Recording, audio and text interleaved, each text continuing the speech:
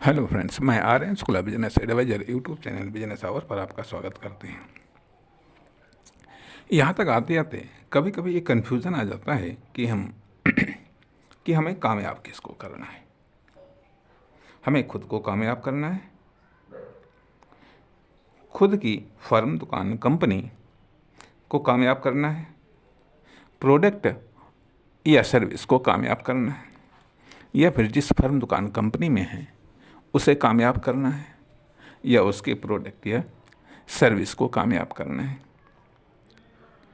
इस सोसाइटी में कामयाब होना है, इस मार्केट में कामयाब होना है, इस समय कामयाब होना है। इनमें कभी कभी कन्फ्यूज़न हो जाता है। जब हमने सफ़र की शुरुआत की थी, कहने का अर्थ यह बनता है कि जब आपने कोई फर्म, दुकान, कंपनी को लॉन्च किया था, या उसके पहले जब आइडिया आया था, तब हम खुद को कामयाब होना देखना चाहते थे, खुद को कामयाब देखना चाहते थे, खुद को कामयाब करना चाहते थे। इसके लिए हमने आइडिया सोचा, या मान लिया हमारी गार्जियन खुद को कामयाब, मतलब आपको कामयाब देखना चाहते थे। इसलिए उन्होंने एक बेस तैयार किया, एक आधार तैयार किया और कहा ये कार्य आपके लिए है, ये फर्म, दुकान, कंपनी या ये प्रोडक्ट या सर्विस आपके लिए है। मुख्य उद्देश्य क्या था? मुख्य उद्देश्य था खुद की सफलता, खुद की कामयाबी, जिसके लिए चाहे आइडिया मिला हो, चाहे कोई और या कोई फर्म, दुकान, कंपनी मिली हो, या कोई फर्म, दुकान, कंपनी हमने लॉन्च किया हो। उद्देश्य यही था कि खुद को कामयाब होना, खुद को कामयाब करना। तो खुद को कामयाब करने का यह एक माध्यम था, लेकिन स्टार्टिंग के लिए कह लीजिएगा, स्टार्टिंग माध्यम था, लेकिन यह एक अंतिम माध्यम नहीं था, न यह केवल इकलौता माध्यम था। इकलौता माध्यम था अर्थात यह कंपनी या फर्म, दुकान के रूप में और खुद के रूप में एक ज्वाइंट सहयोग था, जिसके आधार पर यह एक अंडरस्टैंडिंग थी कि तुम मुझको कामयाब करो, मैं तुमको कामयाब कर दूंगा, या मैं तुमको कामयाब करूंगा तो तुम मुझको कामयाब करो। यह एक अंडरस्टैंडिंग थी।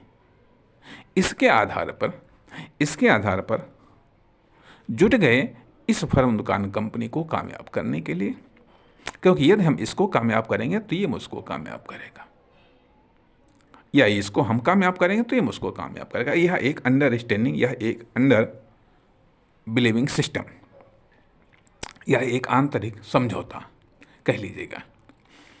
सत्य भी है। लेकिन सवाल इस बात का उठता है, लेकिन मूल उद्देश्य क्या था? मूल उद्देश्य था खुद को कामयाब करना, खुद को कामयाब करना। अब अगर मान लिया हम इस उद्देश्य से हम भटक गए, हमारा मूल उद्देश्य, हमारा फाउंडेशन टारगेट था खुद को कामयाब करना, लेकिन सेकेंडरी टारगेट था, इस टारगेट को पाने के लिए जो सेकेंडरी टारगेट था वो फर्म, दुकान, कंपनी को लॉन्च करना, ये जो फर्म, दुकान, कंपनी है उसको कामयाब करना। अब माने लॉन्च कर दिया, ये अब कोई फर्म, दुकान, कंपनी मिल गई, तो अब तो ये सेकेंडरी टारगेट है कि इस फर्म, दुकान, कंपनी को हम कामयाब करें। उसके लिए हम अपनी योग्यता, क्षमता लगा रहे हैं। अब कामयाब करना, हो सकता है कुछ समय तक कामयाब हो गया हो या कुछ कामयाबी मिल गई हो, लेकिन उससे जो हमको कामयाबी मिली उससे हम सेटिस्फाइड नहीं हैं, उससे हम संतुष्ट नहीं हैं। अर्थात जब उसको फेलियर मिल रहा है या उसको पर्याप्त कामयाबी नहीं मिल रही है जिससे हमको पर्याप्त कामयाबी मिले, तो हमारे लिए एक दुविधा, एक चिंता, एक परेशानी वाली बात हो सकती है। तो वो फेलियर का असर मुझ पर पड़ता है।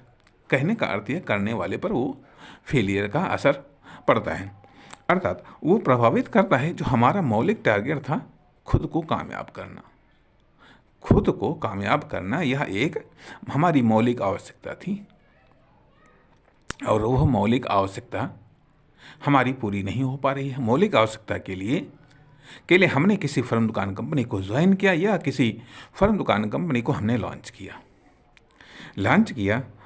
तो यहाँ पर ये भटकाव है।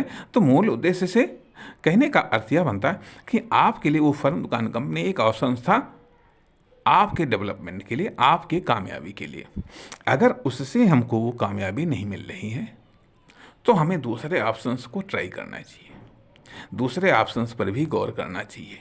वही चीज़ जैसे कि पहले भी हमने बताया कि हमारा प्लान ABC, यदि ये सक्सेस हो गया तब तो ठीक है, यदि ये सक्सेस न हुआ तो उसके लिए हमारा B प्लान क्या है, उसके लिए हमारा B प्लान क्या है, अर्थात हमें कामयाब होने के और कौन से ऑप्शंस हैं, उन पर भी तो गौर करना चाहिए, अर्थात यदि यह फर्म दुकान कंपनी को हम कामयाब करने में कामयाब हो गए और यह मुझको कामयाब करने में कामयाब हो गई, तब तो ठीक, कोई बात नहीं। जो उद्देश्य, जितना उद्देश्य था, जिस लेवल का उद्देश्य था, वो हमने प्राप्त कर लिया। लेकिन यदि ऐसा न हुआ तो,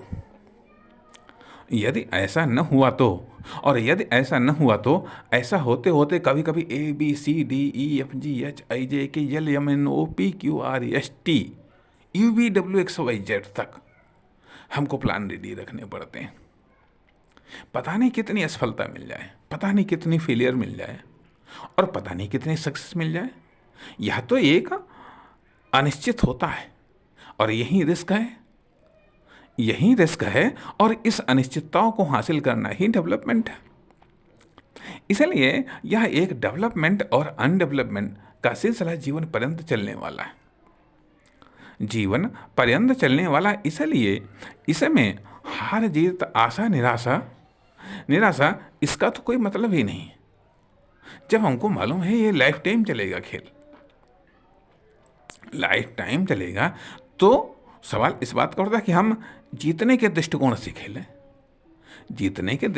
खेलें। कहने का अर्थ यह कि क्या जरूरत पड़ी हमको कि हाँ, हम अपने से कई गुना पावरफुल है, उससे हम पंगा ले लें जा करके। अरे जीतते जाएं, आगे बढ़ते जाएं, जीतते जाएं, आगे बढ़ते जाएं, अर्थात जीतते जाएं, अपनी पावर को बढ़ाएं, अपनी क्षमता को बढ़ाएं। खैर कोई बात नहीं, लेकिन हमारे कहने का उद्देश्य यह है कि यह एक फर्म दुकान कंपनी, इसको कामयाब करना एक ऑप्शन था। सवाल ये भी उठता है कि यदि यह कामयाब नहीं हो पा रहा या इससे हम कामयाब नहीं हो पा रहे हैं तो उसका रीज़न क्या है। हमारे कहने का एक उद्देश्य ये भी कि इसको हर हालत में पकड़े मत रखो। किसी भी एक प्लान को, किसी भी एक फर्म दुकान कंपनी को जो है कि यदि आपको लगता है कि ठीक है, ये कंपनी यदि हमने लॉन्च किया, ठीक है, और या ये फर्म दुकान हमने लॉन्च किया है तो उसकी कैपेसिटी जानो, डेवलपमेंट की कैपेसिटी, उससे खुद के डेवलपमेंट की कैपेसिटी जानो, और उसके बाद में कि जहाँ तक है वहाँ तक यदि कामयाबी हासिल कर लिया है, आपको लगता है कि ठीक है अब इससे नहीं हासिल हो सकती है, तो उसको बेचो या उसको मतलब या उसको उस पर एम्प्लॉय फिट करो, खुद नया रास्ता देखो, खुद नई खोज करो, खुद नए दिशा की ओर कदम बढ़ाओ। जो बढ़ाया है उसको ही अंतिम ऑप्शंस मत मानिएगा। अपनी सोच समझ एक्शन को विस्तार दीजिएगा। अपने इन्वेस्टमेंट के लिए दूसरा फील्ड भी तलाश करो, क्योंकि जिस तरीके से कहा जाता है कि एक सक्सेस से अमीर नहीं हुआ जा सकता है, उसी तरीके से एक फील्ड में या एक जगह पर कामयाब होने से या कामयाबी मिलने से कामयाब नहीं हुआ जा सकता है। इसलिए इसके लिए भी हमें एक से अधिक ऑप्शंस को तैयार रखना पड़ेगा। नमस्कार, धन्यवाद।